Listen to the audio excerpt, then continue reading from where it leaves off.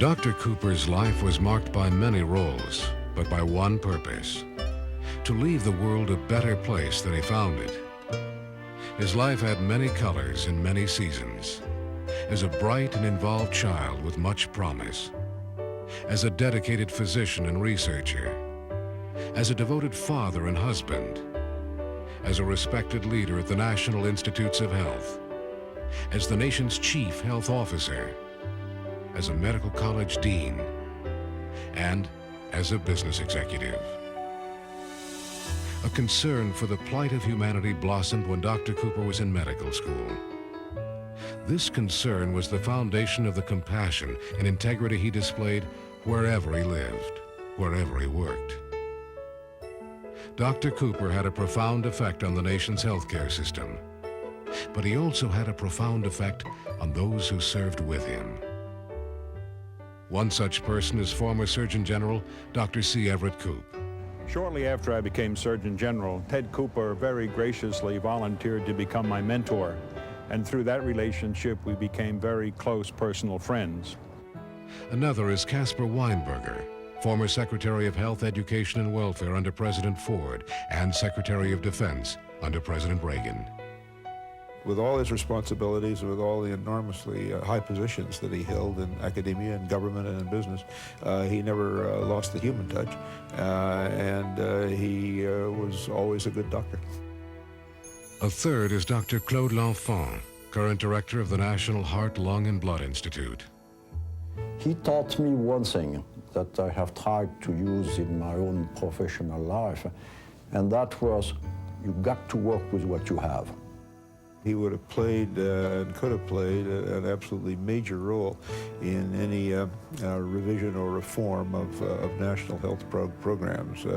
He will also be missed for his own personality. He'll be missed for his knowledge of the way government and academia and the business world works. I would say he's one of the architects of the great successes that we have seen in cardiovascular research in the United States during the last 20 years.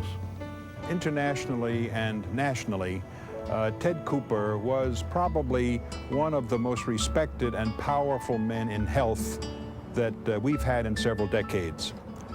In an era when there are not many medical statesmen, Ted Cooper was one, and he will be sorely missed. Dr. Cooper's bridge from the world of academic medicine to business was Dr. William Hubbard, retired president of the Upjohn Company. He was a scientist, he was a clinician, and he was a perfect administrator. I think his love of people is the thing that really underlies all of these characteristics. Dr. Cooper's impact on the company was immediate and long-lasting. During his tenure at the company, sales nearly doubled.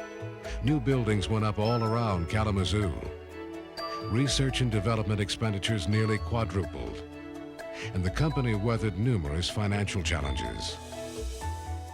But more importantly, during Dr. Cooper's tenure, the company introduced new products to treat some of our most critical medical problems: anxiety, insomnia, diabetes, cancer, infections, and heart disease.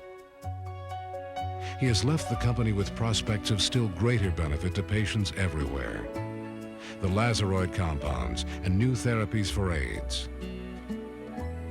Another of Dr. Cooper's legacies is the advocate role he played in Washington, D.C., where he had frequent contact with lawmakers such as Howard Wolpe, Greater Kalamazoo's congressman for much of Dr. Cooper's Upjohn career.